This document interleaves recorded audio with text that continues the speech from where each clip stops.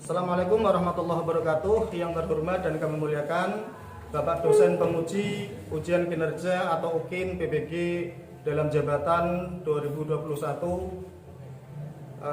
Perkenalkan, saya peserta PBG Daljab 2021, nama Muhammad Subhan, sarjana pendidikan, akan menyampaikan praktik mengajar sebagai tugas utama ujian kinerja PBG Daljab 2021.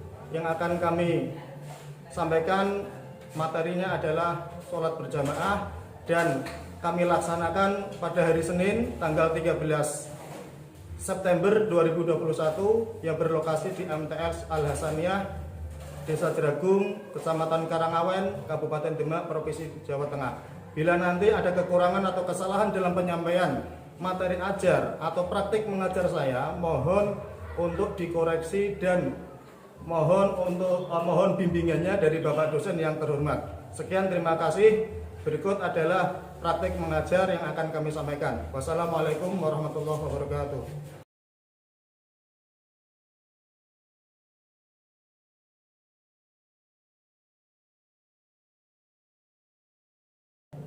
Assalamualaikum warahmatullahi wabarakatuh. Waalaikumsalam warahmatullahi wabarakatuh. Selamat pagi menjelang siang anak-anak. Bagaimana kabarnya hari ini? Alhamdulillah sehat. Masih tetap semangat dalam belajar hari ini? Masih. Tetap termotivasi ya, semangat untuk belajar supaya kelak kalian memang bisa benar-benar menjadi orang yang berguna dengan membawa ilmu yang kalian pelajari di madrasah ini. Baik, sebelum kita lanjutkan atau kita mulai pembelajaran hari ini, Bapak Guru mau mengabsen terlebih dahulu. Kira-kira hari ini yang tidak berangkat siapa? Tidak bisa. Oh, nggak bisa, Mukti Rahayu. Kenapa nggak berangkat? Ini sakit atau gimana? Oke, ya kita doakan semoga Mbak Lisa cepat sembuh.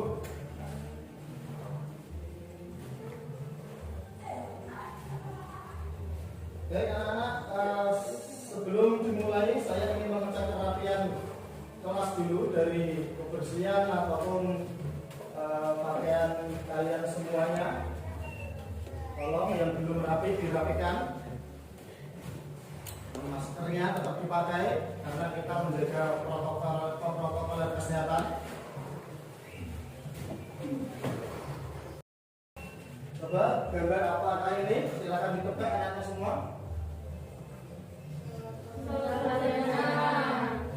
Gambar sholat berjamaah, betul sekali. Untuk pertemuan kemarin, apa yang sudah kita bahas? Apa yang kita bahas tentang apa pertemuan kemarin? Sholat 5 waktu. Sholat 5 waktu. Nah, baik, sebelum dimulai pembahasan pokok-pokok materi kali ini, mari kita buka dengan berdoa bersama dulu, dengan harapan semoga apa yang kita bahas pada hari ini mendapatkan ridho dan berkah dari Allah Subhanahu wa taala. Mari kita berdoa bersama. Bismillahirrahmanirrahim. Raditu billahi rabban wa bil islami dinan wa bi Muhammadin nabiyyan wa rasulah. Rabbi zidni ilman nafi'an warzuqni fahman wasi'an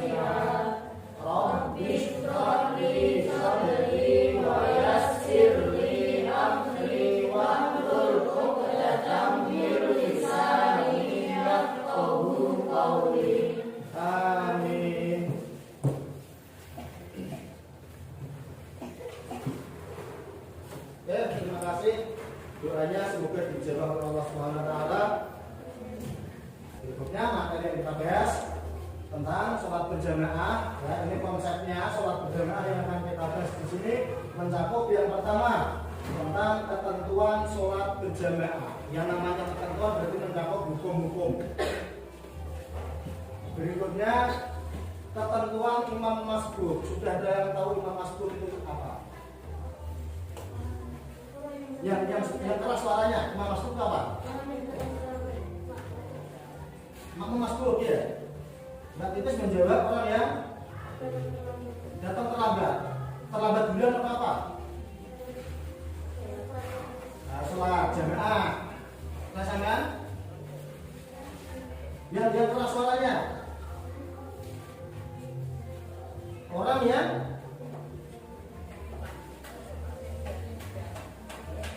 yang ketinggalan beberapa rakaat sholat berjamaah. Ya semuanya benar.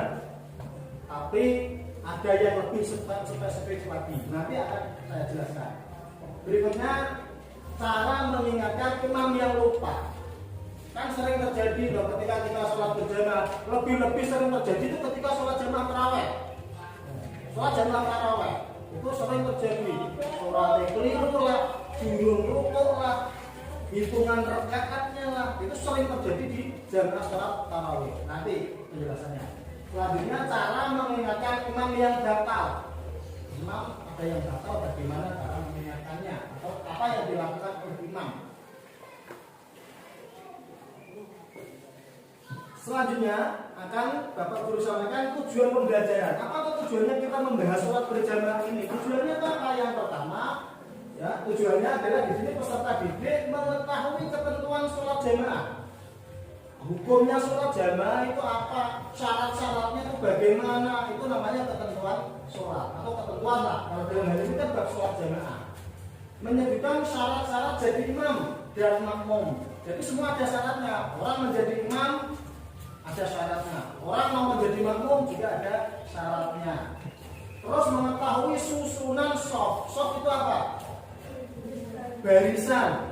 Barisannya makmum. Mengetahui susunan shaf dalam sholat berjamaah dan mengaplikasikan sholat berjamaah sebagai imam maupun makmum dengan benar. Mengaplikasikan itu apa? Menerapkan, mempraktekkan sehari-hari supaya kalian bisa benar dalam mempraktekkan sholat berjamaah entah sebagai makmum ataupun sebagai imam. Pengertian sholat berjamaah ini yang konsep pertama tadi. Sholat berjamaah adalah ya, menurut bahasa artinya berkumpulnya orang yang sedang sholat. Ini sholat berjamaah. Berkumpulnya orang yang sedang sholat itu menurut bahasa. Sedangkan menurut istilah atau syarat atau agama, yaitu sholat yang dilakukan bersama-sama oleh dua orang atau lebih, yang satu bertindak sebagai imam dan yang lainnya bertindak sebagai makmum. Ini namanya sholat berjamaah menurut agama atau syariat. Selanjutnya hukum dan keutamaan sholat. Sholat berjamaah. Hukum dan keutamaan sholat berjamaah. Sholat berjamaah siapa yang tahu hukumnya? Apa hukum sholat berjamaah? Kalau hukumnya sholat kan fardu ain, hukum sholat fardu kan fardu ain. Sekarang yang saya tanyakan, apa hukumnya sholat berjamaah? Yang keras suaranya, fardu kifayah. Sebenarnya banyak pendapat dari ulama. Ada yang menghukumi sunnah muakkadah, sunnah yang sangat dianjurkan. Ada yang menghukumi fardu ain, dan ada yang menghukumi fardu kifayah. Tapi kebanyakan ulama atau jumhurul ulama itu menghukumi sholat berjamaah hukumnya adalah fardu kifayah. Sholat berjamaah hukumnya fardu kifayah dan pahalanya mencapai 27 derajat. Ini yang berjamaah. Berbeda dengan sholat munfarid, yaitu orang yang sholat sendirian, pahalanya cuma 1 derajat. Dari keterangan tersebut, sholat berjamaah hukumnya fardu kifayah dan pahalanya ila akhirih dan seterusnya. Coba kalian bedakan mana yang hukum, mana yang keutamaan. Hukum sholat yang mana? Sholat berjamaah. Nah ini ya. Sholat berjamaah hukumnya fardu kifayah. Ini berarti hukum. Terus keutamaannya sholat berjamaah berarti yang mana? Pahalanya mencapai 27 derajat. Ini namanya keutamaan. Ingat-ingat ya.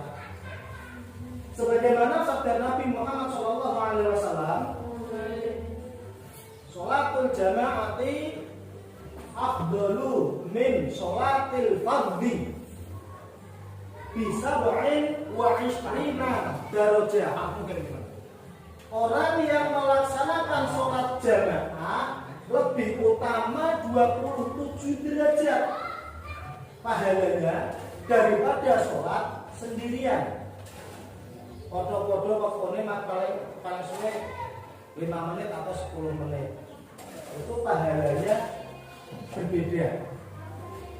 Kalau bisa jamaah, lakukan dengan jamaah semaksimal mungkin. Hadis diriwayatkan oleh Imam Muslim. Selanjutnya syarat menjadi imam. Nah, tadi sudah saya sampaikan sedikit. Menjadi imam itu ada syaratnya. Agama Islam kebanyakan syarat apa? Enggak, ini syarat supaya benar-benar sah menjalankan jamaah. Yang pertama syarat menjadi imam, fasih bacaan Al-Qur'annya. Bacaan Al-Qur'an ini paling utama. Walaupun orangnya atau usianya masih remaja atau dewasa, yang penting sudah balik. Kalau di situ dia menjadi orang yang paling fasih dalam bacaan Al-Qur'an, dia yang wajib menjadi imam. Tidak ada keterangan di dalam Quran ataupun hadis orang yang lebih tua yang wajib menjadi imam, itu tidak ada. Kita sebagai orang Jawa yang terkenal dengan sopan santunnya, dengan tawadhunya, biasanya itu mengutamakan yang tua untuk imam. Yang terjadi di kampung-kampung kita kan seperti itu. Yang tua yang kita dulukan untuk imami. Kalau hal tawadhu dalam sholat tidak seperti itu. Hukum dalam ketentuan dalam sholat tidak seperti itu. Beda dengan di lainnya sholat. Mau jamaah tahlil lah, mau jamaah yasin, atau jamaah ziarah atau apalah. Itu yang mengimaminya orang yang lebih tua tidak apa-apa. Karena tidak ada syarat harus lebih fasih bacaan Qur'annya. Nah kalau di dalam sholat, ketika sholatnya imam tidak sah, maka semua jamaah yang ada di situ makmumnya juga tidak sah. Maka jangan mendahulukan yang tua, tapi dahulukan yang lebih fasih bacaannya. Yang kedua, laki-laki boleh menjadi imamnya laki-laki, perempuan dan hansi.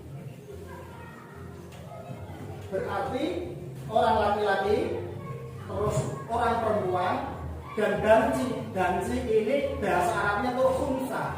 Kalau perempuan bahasa Arabnya unsa. Pakai hamzah, perempuan kalau pakai kok ganji.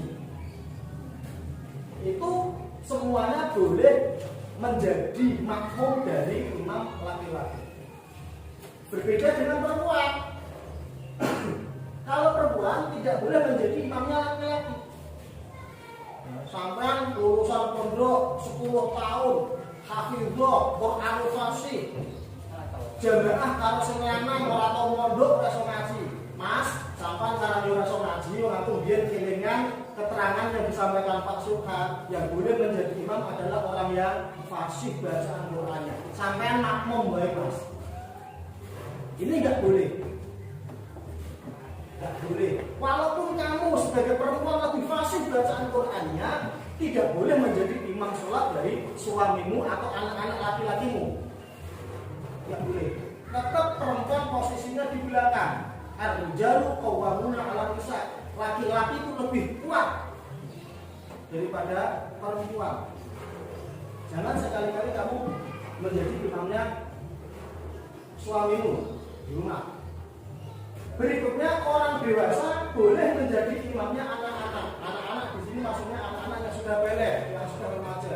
Kalau anak-anak yang belum balik, sholatnya aja nggak sah. Umpama saya menjadi imam dari anak kecil-kecil, saya niat imaman lillahi ta'ala kalau anak. Karena apa? Makmumnya belum balik semua. Saya niatnya sholat sendirian aja. Nah, untuk melatih anak-anak itu ya monggo lah, itu biarkan dia mengikuti gerakan saya. Ini yang dimaksud anak-anak di sini adalah anak yang sudah balik. Yang kelima, orang yang sedang bermakmum tidak boleh dijadikan imam. Misalkan contoh, saya sholat makmum pada imam yang imam masjid di situlah. Saya makmum, kemudian datang orang lain, dia tahu saya, dia sangat umpamanya ya maaf, sangat menghormati saya. Dia akhirnya sholat makmum kepada saya. Padahal saya masih makmum kepada imam yang ada di depan saya. Itu apa? Nggak boleh. Harus makmum posisinya tetap menjadi makmum, nggak boleh menjadi imam. Kecuali nanti sholatnya sudah selesai, saya ada tertinggal rakaat, 1 rakaat, baru datang orang lain makmum kepada saya, itu boleh. Kalau selama masih statusnya menjadi makmum, tidak boleh dijadikan imam. Berikutnya syarat-syarat menjadi makmum. Syarat yang pertama, jadi makmum harus ada syaratnya juga, tidak asal-asalan. Makmum berniat mengikuti imam. Kalau di dalam niat sholatnya itu mengucapkan makmuman lillahi ta'ala, itu wajib. Kalau kamu tidak mengucapkan makmuman lillahi ta'ala, berarti sholat kamu itu sendirian. Walaupun posisi kamu berada di tengah-tengah jamaah, itu mengucapkan makmuman lillahi ta'ala itu wajib. Beda dengan imam tadi. Imam tidak ada niat imaman lillahi ta'ala. Kalau imam mengucapkan imaman lillahi ta'ala itu tidak wajib, tapi sunnah. Anda kan tidak mengucapkan, tidak masalah. Imam. Nah, sekarang makmum harus mengucapkan makmum. Yang kedua, makmum hendaknya mengikuti imam. Hampir sama kok nomor 1 dan nomor 2. Ya. Mengikuti imam. Yang kok bedanya siapa? Nomor 1 ya. Nomor 2 gerakan atau bacaan imam. Nah, itu gerakannya imam nomor 2. Nah, mirip lagi nomor 3. Makmum mengetahui gerakan-gerakan imam. Bedanya nomor 2 dengan nomor 3 apa? Nomor 2 makmum hendaknya mengikuti imam. Nomor 3 makmum mengetahui gerakan-gerakan imam, baik melihat sendiri, melihat melalui soft di depannya, mendengar suara imam ataupun melalui suaranya Bilal. Bilal itu orang yang menjadi makmum di belakang imam yang menyampaikan suara imam. Biasanya kan setelah imam Allahu Akbar, Bilal lalu menirukan Allahu Akbar. Tujuannya supaya imam atau makmum yang di belakang itu mendengar. Ini terjadi karena dulu belum ada speaker. Nah, sekarang sudah ada speaker, ya ada Bilal di sini. Ya, nomor 2 dan nomor 3. Bedanya apa? Coba pikir. Nah, kalau nomor 1, nomor 2 sudah jelas. Nomor 1 itu dalam hal niat, nomor 2 dalam hal gerakan. Yang nomor 3 mengetahui. Kalau dalam yang nomor 2 kan mengikuti gerakan imam. Imamnya rukuk ikut rukuk, imamnya iktidal ikut iktidal, imamnya sujud ikut sujud. Ini mengikuti imam, mengikuti gerakan imam. Yang nomor 3 mengetahui gerakan imam dengan cara melihat atau mendengar. Oh, kayak imamnya rukuk. Oh, imamnya sedang iktidal. Tahu, mengetahui. Sudah. Ya. Selanjutnya, imam dan makmum berada dalam satu tempat. Dalam satu tempat, nggak boleh beda di lain tempat. Imam ning jero omah, makmum ning jero omah, itu nggak boleh. Dalam satu tempat terus. Kalau dalam kitab itu ada ketentuan yang lebih spesifik lagi.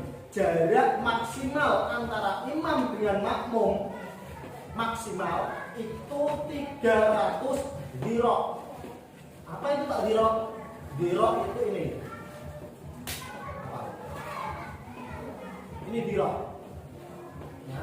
Kalau dibuat perkiraan itu setengah meter. Kalau 300 dirham berarti ada berapa meter? 1 dirham itu setengah meter. Kalau 300 dirham ada berapa meter? 150 meter. Itu jarak antara imam dengan makmum.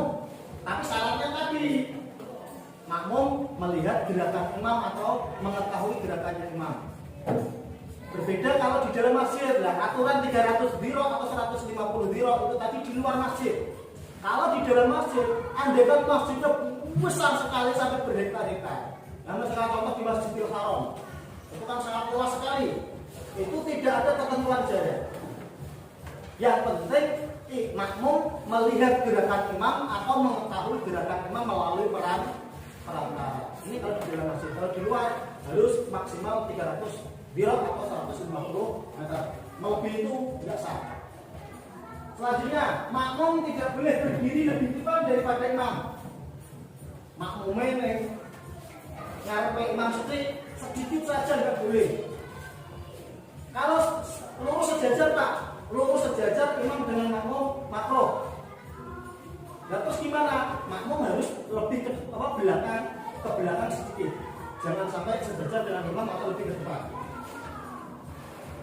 Berikutnya susunan sholat berjamaah. Yang pertama, apabila makmumnya satu, ini nanti butuh dipraktekkan. Saya butuh 4 anak untuk mempraktekkan mengatur sholat. Satu menjadi imam, yang tiganya menjadi makmum. Apabila makmumnya 1 orang, maka makmum berdiri di samping kanan imam dan agak mundur sedikit. Maaf. Kemudian jika datang makmum kedua, maka makmum kedua berdiri di samping kiri imam, agak mundur sedikit, dan barisannya diluruskan dengan makmum pertama. Kemudian jika datang makmum ketiga, maka ia berdiri tepat di belakang imam. Dan untuk meluruskan softnya, maka makmum ketiga meluruskan softnya dengan makmum ketiga, maka makmum pertama dan kedua kemudian sama-sama mundur perlahan dengan menjaga gerakannya jangan sampai membatalkan sholat. Saya minta ada yang maju, 4 anak. Biasakan tahu urutan apa makmum softnya. Betul nggak? Ya siapa saja nggak masalah. Kamu 4 anak. Ayo. Ya ini semua nggak apa-apa nih. Orang satu sama lagi. Ayo. Kalian jadi imam, depan. Ya nggak apa-apa. Ini kalau udah dipraktekkan nggak jelas sama. Ya. Ini jadi imam, sama yang dua nanti. Ini dulu. Tapi dijelaskan makmum yang kalau 1 orang itu berada di sebelah kanan dan mundur sedikit. Coba praktekkan. Sebelah kanan sampai ke mana? Sampai kanan. Nah, ya. Ini lebih depan atau lebih belakang? Kan lebih belakangnya imam kok. Ya. Seperti ini barisannya. Ini sudah posisi dalam sholat ya. Posisinya sudah dalam sholat. Kemudian datang makmum yang kedua, Pak Titis. Posisinya di mana? Berada di samping kiri imam dan lurus barisannya dengan makmum pertama. Barisannya luruskan. Nah, ya, sudah takbir, sudah dalam posisi sholat semua. Kemudian datang makmum yang nomor 3. Nggak kayak posisinya. Kak. Dibaca dulu. Ini, sini. Makmum ketiga, kemudian datang makmum ketiga, maka ia berdiri tepat di belakang imam. Belakangnya imam mana? Nah, sekira kamu ketika rukuk tidak mundur, agak belakang sedikit lagi. Ya, saja. Nah, ketika sudah masuk dalam sholat makmum ketiga, maka makmum pertama dan makmum kedua mundur perlahan-lahan, luruskan barisan dengan rukuk imam ketiga. Mundur belakang pelan-pelan saja. Sekira tidak membatalkan sholat. Orang satu langkah kok. Luruskan. Mundur gerakan yang tidak membatalkan sholat pelan saja. Enggak usah ngulang bunyi juga apa, ya. Pelan-pelan. tidak boleh langsungan.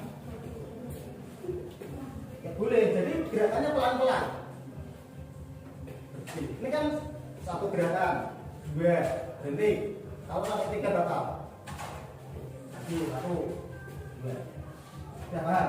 Nah, mundurnya seperti itu. Silakan duduk. Mudah tapi sulit dipraktekkan. Makanya tadi salah juga. Yang kedua, apabila jamaahnya terdiri dari beberapa soft berupa laki-laki maupun perempuan, maka urutan softnya sebagai berikut. Yang berada di belakang imam persis, ya, itu adalah soft atau barisannya laki-laki dewasa. Tidak boleh perempuan di depan. Kemudian di belakangnya soft laki-laki dewasa, softnya anak-anak laki-laki yang usianya lebih muda lagi. Anak doakan sholat. Kemudian di belakangnya soft anak-anak laki-laki adalah soft wanita dewasa. Wanita dewasa berarti yang sudah balik. Yang terakhir anak-anak perempuan menempati soft paling belakang, yang anak-anak. Ini urutan soft. Yang ketiga, susunan soft sholat atau barisan sholat hendaklah lurus. Tadi kan sudah saya suruh lurusnya tadi. Hendaknya lurus dan rapat, yang artinya soft jangan sampai bengkok, melengkung kayak huruf U. Tidak boleh. Dan tidak boleh ada sela-sela atau renggang antara makmum satu dengan makmum yang lain. Makmum di samping kanan kirinya tidak boleh ada renggang. Saya tidak boleh. Sebagaimana sabda Nabi Muhammad SAW, "Sawu sufufakum fa inna taswiyatas sufuf min tamamis shalah." Luruskan safmu, luruskan barisanmu, karena sesungguhnya lurusnya saf adalah bagian dari sempurnanya sholat. Kalau ingin kamu sholatnya sempurna, jemaah, luruskan saf. Jangan ada yang kosong, nggak boleh. Hadis riwayat Imam Anas bin Malik. Ketentuan Imam Mas'ud tadi sudah tersinggung. Yang pertama, ya Imam Mas'ud. Imam Mas'ud adalah makmum ya bukan imam, maaf. Ketentuan makmum Mas'ud. Makmum Mas'ud adalah makmum yang tertinggal bacaan surat Fatihahnya imam.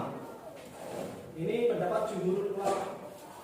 Ketinggalan Fatihahnya kok sampai makmum datang sampai di lokasi jamaah, ternyata imam sudah selesai membaca surat Al-Fatihah. Itu namanya kamu sudah menjadi makmum Mas'ud. Tidak harus tertinggal beberapa rakaat ya. Tertinggal Fatihahnya saja sudah bisa dikatakan makmum Mas'ud. Ini memang agak beda yang dengan di LKS ya.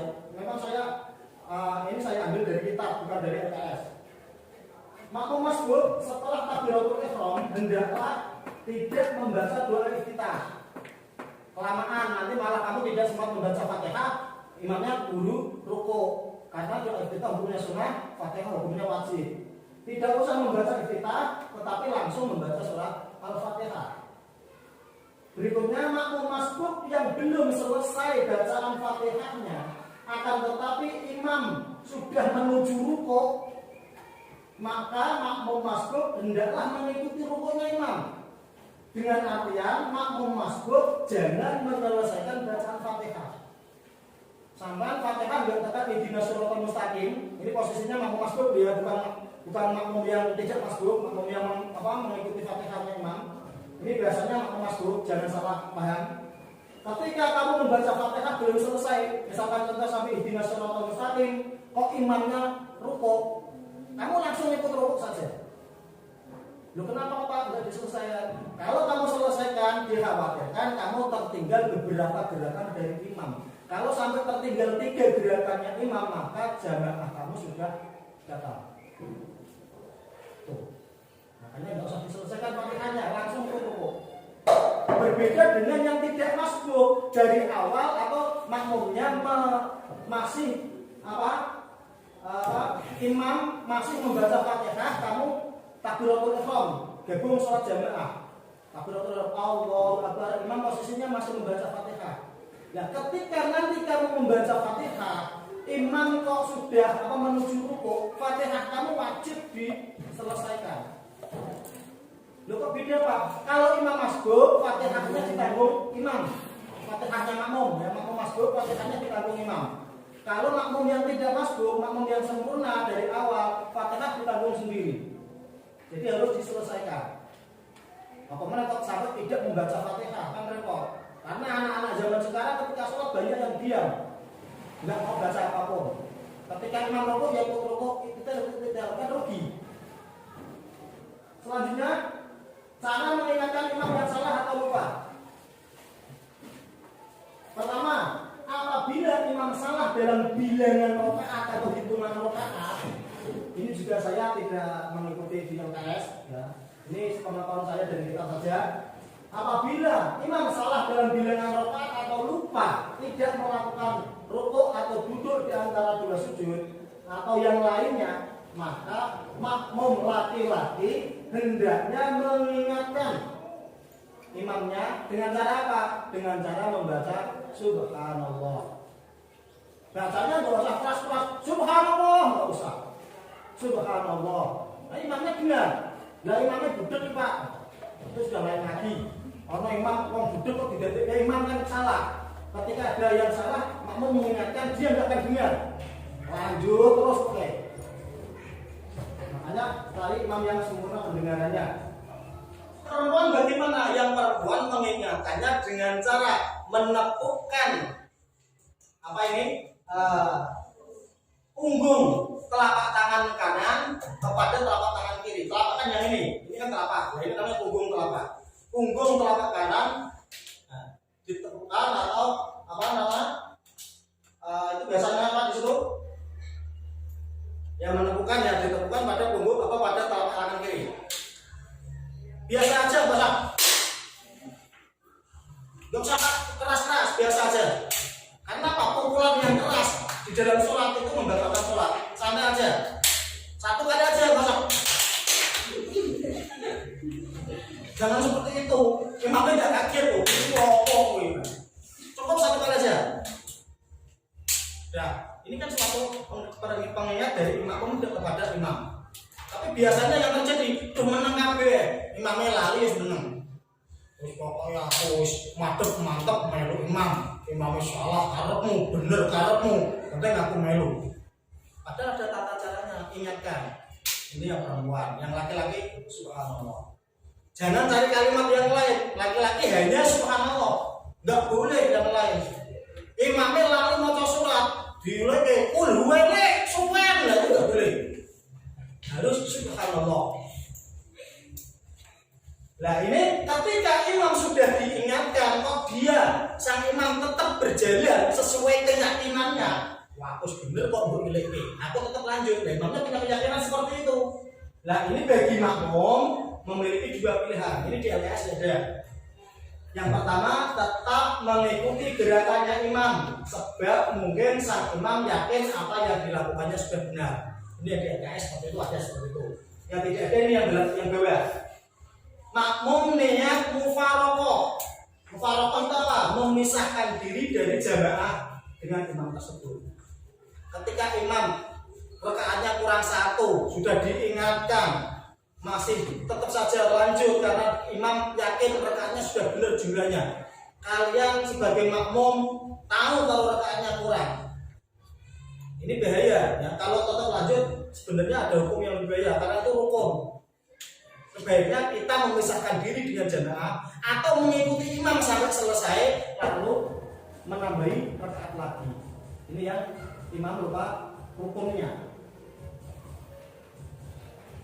Kemudian apabila imam salah dalam membaca ayat atau surat Al-Quran, tadi sudah saya singgung sedikit, maka cara mengingatkannya dengan membenarkan bacaan atau ayat Al-Quran yang lupa atau salah tadi.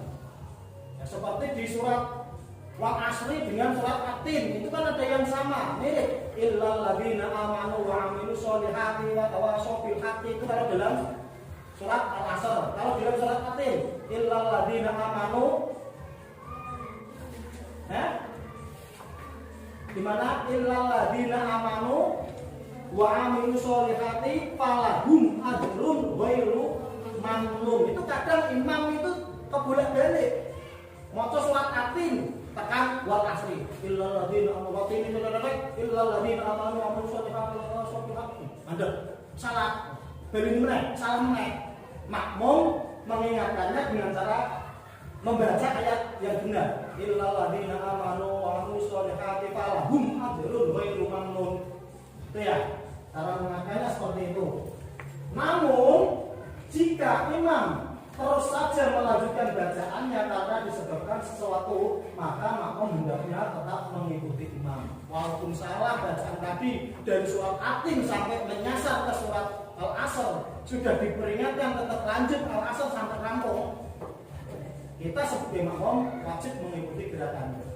Nah, selanjutnya mengingatkan atau cara menggantikan, ya bukan mengingatkan, tadi di depan mengingatkan, cara menggantikan imam yang batal. Imam yang batal sholatnya dapat digantikan oleh makmum yang berada di belakangnya persis, tepat di belakang. Imam dapat meminta ganti atau diganti melalui isyarat yang ia berikan.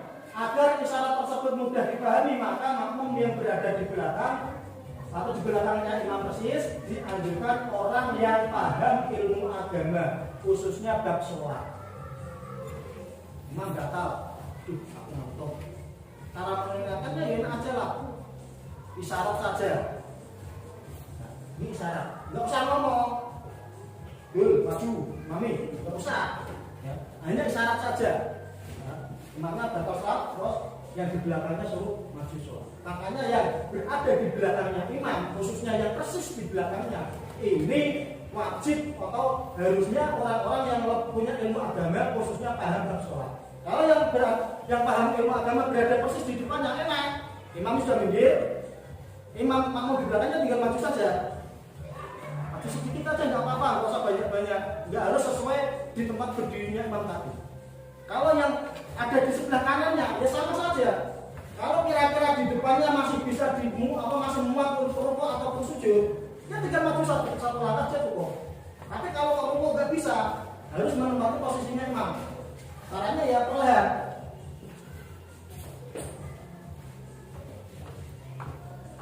Perlahan-perlahan aja, jangan seperti pramuka. Pramuka kan nggak usah, perlahan-lahan. Yang sebelah kiri sama saja, maju satu langkah. Terus biasa ke tempatnya imam. Ini kalau di kanan kirinya tidak bisa dibuat rukuk ataupun sujud. Ya, selesai apa yang kita bahas hari ini. Silakan sebagaimana yang awal tadi Bapak Guru sampaikan, diskusi dengan tugas masing-masing kelompok mencari 2 pertanyaan tentang materi bab sholat ini. Silakan diskusi mulai dari sekarang.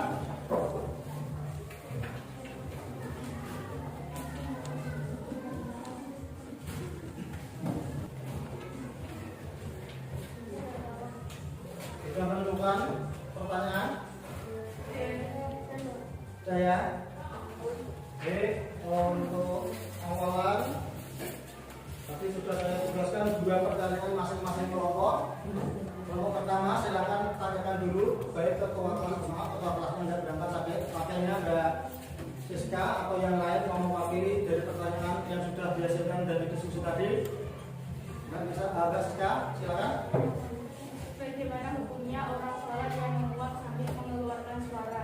Bagaimana hukumnya orang sholat, berarti minta makmum ataupun imam ataupun sholat sendirian yang menguap sampai mengeluarkan suara, apalagi zaman sekarang orang menguap tuh malah dua-dua.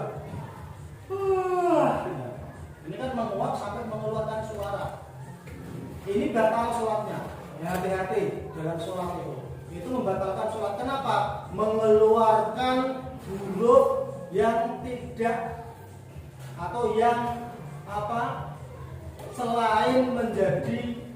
selain menjadi rukun di dalam sholat atau bacaan di dalam sholat.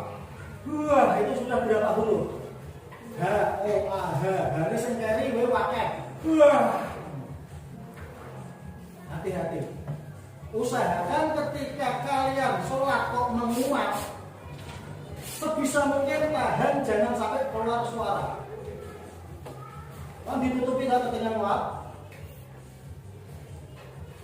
Kalau saya menguap seperti itu, saya tutup mulut saya. Tujuan saya apa? Biar tidak keluar suara. Betul nggak bisa diterima. Selanjutnya dari nomor 2 dulu ya, nomor 2. Kalau dijelaskan batasan gerakan makmum yang mendahului gerakan imam ataupun tertinggal gerakan imam yang bisa menyebabkan gerakan bersama. Gerakan makmum yang bisa menyebabkan gerakan makmum mendahului imam ataupun tertinggal dari gerakannya imam yang bisa membatalkan sholat. Kalau mendahului itu mendahului gerakannya imam 3 kali secara berturut-turut. 3 kali secara berturut-turut. Nah, biasanya kan kondisi umumi imam nggih arep rukuk, Allah sabar wis rukuk sik. Imam belum tidak baru sami sama wis tidak sik. Sujud sama, bangun dari sujud atau mau bersujud mendahului imam 3 kali berturut-turut itu batal sholatnya makmum. Ini yang mendahului. Paham? Makanya hati-hati. Tadi di depan sudah dijelaskan mengikuti. Kalimat mengikuti itu mengiringi. Orang itu bisiki. Mengikuti. Imam rukuk, baru rukuk. Imam iktidal, baru iktidal. Imam sujud, sujud. Enggak boleh mendahului. Wong mengiringinya saja apa? Membarenginya saja hukumnya makruh. Ini makruh. Ini makruh ini. Imam rukuk sama rukuk bareng, iktidal bareng, ini makruh. Kalau mendahului batal. Jadi kalau imam rukuknya bisa makmumnya kan keliru. Ini yang mendahului. Kalau yang tertinggal gerakannya imam sama 3 gerakan. Tertinggal 3 gerakannya imam. Sama maca Fatihah, wong mau wis dikandani ning arep ketika terlambat atau menjadi imam masbuk jangan membaca doa iftitah. Sampai saya ngeyel termasuk Bani Israel kan ngeyelan. Iftitah diwaca Allahu akbar kabira walhamdulillah katsira wa subhanallahi wa ta'ala inna wajhatu jallati kadang-kadang imamnya rukuk. Sama di maca Fatihah bismillahirrahmanirrahim alhamdulillahirabbil imamnya wis tekan sujud sama dia boleh amin rukuk. Ini tertinggal 3 atau lebih gerakannya imam. Itu batal sholatnya. Tidak hanya batal jamaahnya, tapi batal sholatnya. Ya, paham ya? Lanjut yang nomor berikutnya, pertanyaan berikut. Tadi dijelaskan gerakannya orang laki-laki jadi imam laki-laki perempuan terganti. Dan saya tanyakan, bolehkah berarti menjadi imam sholat? Betul ya. Tadi di depan sudah dijelaskan. Seorang laki-laki boleh menjadi imamnya laki-laki lain, imamnya perempuan dan imamnya ganti. Jadi makmum itu untuk wong lanang, untuk wong itu untuk becong. Ganti tak bahasa kemudian wandu. Yang menjadi pertanyaannya kelompok 2, Mbak Halim, bolehkah ganti menjadi imam? Jawabannya, ganti boleh menjadi imamnya perempuan dan juga ganti sendiri. Tidak boleh menjadi imamnya laki-laki. Kalau di dalam nadoman yang pernah saya pelajari itu khumsa bi unsa wa bi khumsa. Khumsa bi unsa wa bi khumsa. Khumsa tadi ganti boleh menjadi imamnya unsa. Apa artinya unsa? Perempuan. Dan boleh menjadi imamnya khumsa. Sama-sama gantinya ini boleh. Tapi tidak boleh menjadi imamnya laki-laki. Jadi khusus orang ganti sama perempuan. Oke ya, balik ya. Berikutnya yang terakhir. Siapa?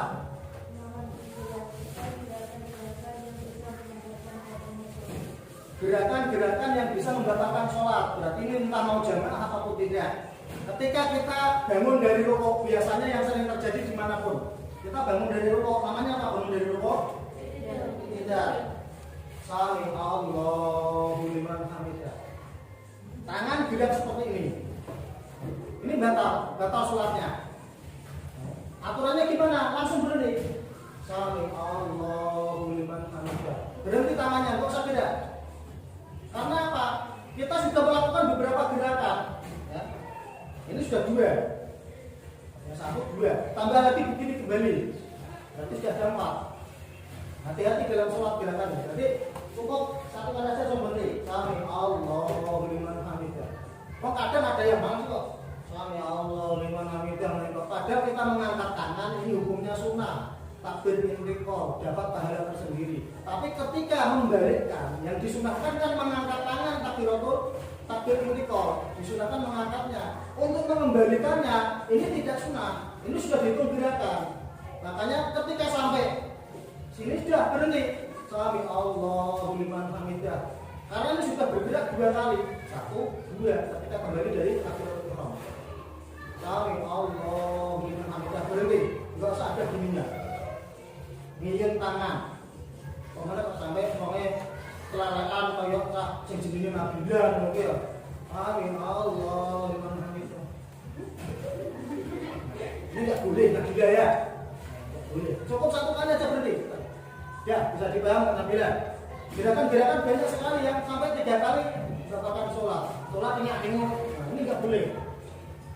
Sholat itu khusyuk lillahi ta'ala. Ikuti aturan yang ada. Ya, cukup ya pelajaran hari ini. Sebelum Bapak Guru tutup, mau mengajak kalian untuk menyimpulkan apa yang sudah Bapak Guru sampaikan tadi. Mari kita simpulkan bersama, atau saya bertanya, kalian jawab, itu juga termasuk kesimpulan. Apa pengertian sholat berjamaah menurut syariat atau agama? Yang keras.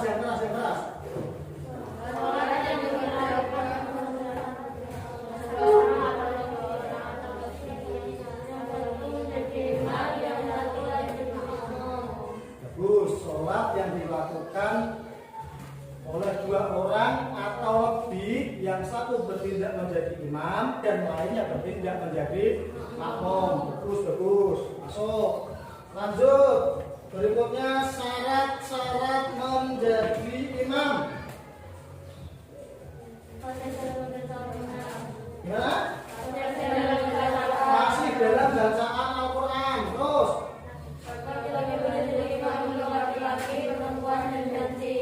Laki-laki boleh menjadi imamnya laki-laki, perempuan dan banci. Terus.